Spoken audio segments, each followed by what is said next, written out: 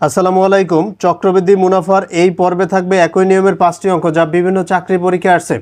এখানে প্রতিটা প্রশ্নের সামনে লেখা আছে কোন চাকরি পরীক্ষায় কত সালে আসছে। তো 6 নম্বরে দেওয়া আছে বার্ষিক শতকরা 8 টাকা মুনাফায়। বার্ষিক শতকরা 8 টাকা মানে আর এর মান হচ্ছে 8%, ৬২,৫০০ টাকার। তাহলে এটা হচ্ছে আসল ৬২,৫০০ টাকার 3 বছরের চক্রবৃদ্ধি মূলধন নির্ণয় করো। 3 বছর সময় 3 বছর। চক্রবৃদ্ধি মূলধন হচ্ছে সি। তো আমরা সূত্র জানি সি সমান P into 1 plus r whole to the power n. এখন এটা মান বসিয়ে দিই। পি এর মান হচ্ছে ৬২,৫০০, 1 প্লাস আর এর মান 8% মানে কি 8/100, আর এন এর মান হচ্ছে 3, যেহেতু 3 বছর।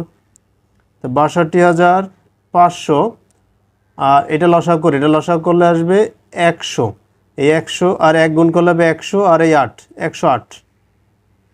108 উপরে পাওয়ার 3। এরপরে এই 108কে যদি 100 দ্বারা ভাগ করি, 100 দ্বারা ভাগ মানে কি 1 লিখে 2টা শূন্য, তাহলে 0.2 ঘর পিছনে চলে আসবে। তাহলে শেষ পর্যন্ত থাকবে ৬২,৫০০ গুণ এটার মধ্যে থাকবে 1.08, কারণ 0.2 ঘর পিছনে চলে আসছে, পরে পাওয়ার 3। এখন এই পাওয়ার 3 মানে কি ৬২,৫০০, তাহলে 1.08, 1.08, আবার এইখানে 1.08। এই যে 1.08-এর উপর পাওয়ার 3, এই জন্য 3 বার গুণ হয়ে যাবে। তো এরপরে এটা 3টা গুণ করে দেই, রেজাল্ট বের হয়ে যাবে ৭৮,৭৩২। আমি অন্য জায়গায় গুণ করে দেখেছি যে ৭৮,৭৩২ আসছে রেজাল্ট। তো এইখানে তাহলে বলতে পারবো যে এটার চক্রবৃদ্ধি মূলধন যেহেতু চেয়েছে, তাহলে ৭৮,৭৩২ আছে ঘ নম্বর। তাহলে এটা সঠিক উত্তর হচ্ছে ঘ। 7 নম্বর আছে 10% চক্রবৃদ্ধি সুদে। এখন 10% আর এর মান 10%, চক্রবৃদ্ধি সুদে 100 টাকার, আসল হচ্ছে 100 টাকা, 2 বছরের, এনের মান 2 বছর। সুদ আসলে কত টাকা হয়? এখন যেহেতু চক্রবৃদ্ধির কথা বলছে, তাহলে চক্রবৃদ্ধির ক্ষেত্রে এই সিটাই হচ্ছে সুদ আসল বা চক্রবৃদ্ধি মূলধন যেটা বলে। সি মানে চক্রবৃদ্ধি মূলধনও বলা যাবে, আবার সুদ আসলও বলা যাবে। তো সি এর সূত্র হচ্ছে সি সমান পি ইন্টু, তাহলে পি এর মান 100, এই যে আমরা 6 নাম্বার করছি ওইটার মতো সেম, পি ইন্টু 1 প্লাস আর, আর মানে কি 10/100। তাহলে 10/100, কারণ এই 10%, তাহলে 10% উঠে দিলে নিচে 100 দ্বারা ভাগ দিতে হবে, আর সময় হচ্ছে 2 বছর। তো এটা আমরা হিসাব করি 100, আর এইখানে লসাগু করলে, যেমন এটা যদি আমরা কাটাকাটি করি তাহলে নিচে থাকে 10, তাহলে লসাগু করলে নিচে 10, তারপরে 10 একে 10, আর এইখানে কিছু থাকে না মানে 1, তাহলে উপরে 11 স্কোয়ার। এরপর এই 100 গুণ, তাহলে 11কে 10 দ্বারা ভাগ করলে আসবে 1.1, এই যে 2। তো এইখানে এই 1.1-এর উপর স্কোয়ার মানে কি 1.1-এর উপর স্কোয়ার মানে 1.1 গুণ 1.1। তো 1.1 আর 1.1 গুণ করলে আসবে 1.21। তো এটাকে আবার 100 দ্বারা গুণ করলে হবে 121। তাহলে আমরা বলতে পারবো যে 10%-এ 100 টাকায় 2 বছরের চক্রবৃদ্ধি মূলধন অথবা সুদ আসল হবে 121 টাকা। এখানে 121 আছে ঘ নম্বর, সঠিক উত্তর হচ্ছে ঘ। 8 নম্বর সেম 6-7-এর মতো সেম। 8 নম্বর আছে বার্ষিক 10.50%, তাহলে আর এর মান 10.50%, মুনাফা 5,000 টাকার, পি এর মান হচ্ছে 5,000, 2 বছরের চক্রবৃদ্ধি মুনাফা নির্ণয় করে। চক্রবৃদ্ধি মুনাফা চেয়েছে, তো 2 বছর, এন এর মান 2, তাহলে আমরা আগে সি এর মান বের করি। তাহলে সি সমান আমরা জানি পি ইন্টু, পি এর মান 5,000, পি ইন্টু 1 প্লাস আর, আর এর মান কত 10.5, শূন্য দেওয়া লাগে না, আর পার্সেন্টেজ উঠাই দিলে 100 দ্বারা ভাগ দিয়ে দেবো। সময় কত 2 বছর, কারণ দশমিকের পরে কোনো সংখ্যা একদম ডান পাশ শূন্য থাকলে ওই শূন্যর কোনো ভ্যালু নেই।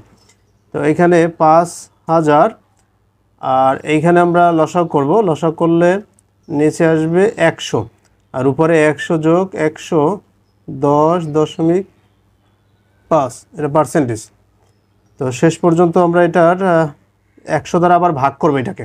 100 দ্বারা ভাগ করলে দশমিক আবার 2 ঘর পেছনে চলে যাবে, তাহলে থাকবে 1 দশমিক, এই দশমিকটা এই 1 2, কারণ 1 লিখে 2টা শূন্য, দশমিক 2 ঘর পেছনে যাবে 1.105, আর এইখানে স্কোয়ার, এরপরে 5000 গুণ এটার স্কোয়ার মানে 1.105 গুণ 1.105, এটা আমরা গুণ করব, এই তিনটা গুণ করে দেব।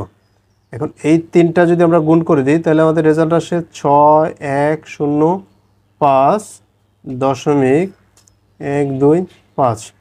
এটাকে এটা দ্বারা গুণ করব, সেটাকে আবার এটাতে গুণ করব, অথবা এই দুইটা গুণ করে যে রেজাল্ট আসবে তাকে এটা দ্বারা গুণ করে দেব, তো এটা আসবে। তাহলে এটা হচ্ছে চক্রবৃদ্ধি মূলধন মানে কি, মুনাফা প্লাস আসল, অথবা সুদ আসল বলি, মুনাফা আসল বলে, যা বলি সেটা, এটাই আসল সহকারে।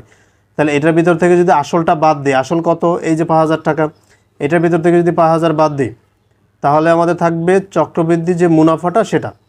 তো 6105.125 থেকে যদি 5000 বাদ দিই থাকবে 1105.125, এইটা হচ্ছে চক্রবৃদ্ধি মুনাফা।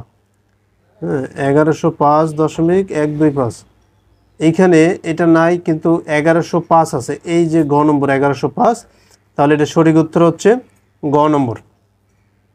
কারণ একটা অ্যান্সার আসলে সেটা যদি সেটার অ্যান্সার যদি নাও থাকে, সেটা কাছাকাছি যে অ্যান্সারটা সেটা আসবে। 1105.125 তো বেশি এটা ডিফারেন্স না, অল্প কিছু, এই জন্য এটার অ্যান্সার হচ্ছে গ নম্বর।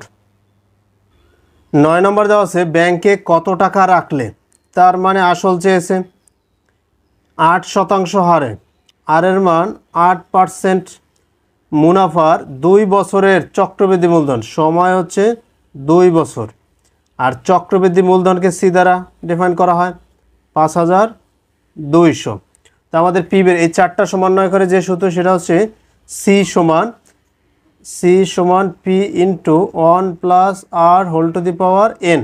তো সি এর মান কত, সি এর মান 5200 সমান পি এর মানটা আমাদের বের করতে বলছে, পি এর মান আমরা জানি না, 1 প্লাস আর এর মান হচ্ছে 8/100, আর এখানে পাওয়ার হচ্ছে 2, তো 5200 সমান যে পি ইন্টু এখানে আমরা যদি লসাগু করি 100, তো 100 যোগ 8 108, আর এখানে স্কোয়ার, এরপর 5200 সমান পি ইন্টু এই 100 দ্বারা যদি ভাগ করি তাহলে 1.08, কারণ 0.2 কার পেছনে চলে আসবে, আর এটা হবে স্কোয়ার।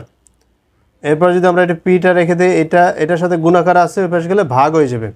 তো শেষ পর্যন্ত থাকবে পি সমান, এই যে এই পাশে আছে 5200 ভাগ 1.08 তার উপর স্কোয়ার, এরপর 5200 1.08কে আমরা 2 বার গুণ করবো, 1.08 1.08 2 বার যদি আমরা গুণ করি তাহলে আসবে 1.1664, এটা আসবে। এরপর এই 5200কে আবার 1.1664 দ্বারা ভাগ করে দিই, তো এটা দ্বারা ভাগ করলে 5200কে যদি 1 এটা দ্বারা আমরা ভাগ করি তাহলে আমাদের রেজাল্ট চলে আসবে 4458.16। এটা আপনারা অন্য জায়গায় ভাগ করে দেখতে পারেন, এই রেজাল্টটাই আসবে। হ্যাঁ, তো এইখানে আমাদের 9 নম্বরে কত আছে দেখি, 9 নম্বরে 4458 আছে, এই যে গ নম্বর 4458.16। হ্যাঁ, এইভাবে একই সূত্র দিয়ে করা যায়। 10 নম্বর দেওয়া আছে কোনো শহরের বর্তমান জনসংখ্যা 80 লক্ষ, ওই শহরের জনসংখ্যা বৃদ্ধির হার প্রতি 1000-এ 30 জন হলে 3 বছর পরে ওই শহরের জনসংখ্যা কত হবে। এখন জনসংখ্যা বৃদ্ধি চক্রবৃদ্ধি হারে বাড়ে, তো চক্রবৃদ্ধি হারে এখানে যেহেতু জনসংখ্যা ছিল 80 লক্ষ, এটাই হচ্ছে আসল 80 লক্ষ, 80 লিখে 5টা শূন্য দেব, 80 লক্ষ হয়ে যাবে। এরপরে জনসংখ্যা বৃদ্ধির হার প্রতি 1000-এ ছিল 3 জন, মানে আর এর মান 30 জন, 1000-এ 30 জন, তাহলে 30/1000, এটাকে আমরা পার্সেন্টেজে নেব, তো 100 দ্বারা গুণ করে পার্সেন্টেজে নেব। তো এই 2টা শূন্যের সাথে এই 2টা শূন্য কেটে দিলাম, এই একটা শূন্যের সাথে এই একটা শূন্য কেটে দিলাম, শেষ পর্যন্ত থাকবে 3%। তো আমরা বলবো আর এর মান হচ্ছে 3%, ওকে ফাইন। 3 বছর পরে, সময় হচ্ছে 3 বছর পরে ওই শহরের জনসংখ্যা কত, মানে সি এর মান বের করতে বলছে। সি এর মানটা বের করলেই রেজাল্ট বের হয়ে যাবে। তো সি সমান আমরা সূত্র জানি পি ইন্টু পি এর মান কত, 80 লক্ষ, এই যে 5টা জিরো দিয়ে দিই, তারপর 1 প্লাস আর, আর মানে কি 3%, মানে 3/100, আর হোল টু দি পাওয়ার 3। এরপরে যে 80 লক্ষ, একে আমরা লসাগ করব, 100 আসবে, 100 যোগ 3, 103, আর এখানে পাওয়ারও 3। এরপরে 80 লক্ষ থাকবে, এই 100 দ্বারা যদি 103কে ভাগ করি তাহলে 1.03, তার উপরে পাওয়ার আবার 3। এই পাওয়ার 3 এর মানে কি, পাওয়ার 3 এর মানে হচ্ছে এটা 3 বার গুণ। তো আমরা এটাকে একটু এদিকে আগাই লিখি, লিখে এই যে 80, 5টা জিরো, 1.03কে এই পাওয়ার 3, 1.03, 1.03, আবার 1.03, 3 বার গুণ করতে পারি। তো এই 3টা গুণ করে সেটা দিয়ে আবার যখন এইটাকে গুণ করব তখন দাঁড়াবে 8741816। তো 87,41,816, এটা হচ্ছে চক্রবৃদ্ধি হারে সি এর ভ্যালু। তাহলে এই সি এর ভ্যালু মানেই হচ্ছে ওই শহরের জনসংখ্যা 3 বছর পরে ওই শহরের জনসংখ্যা হবে 87,41,000, এই 87,41,816। এই যে খ নম্বর সঠিক উত্তর।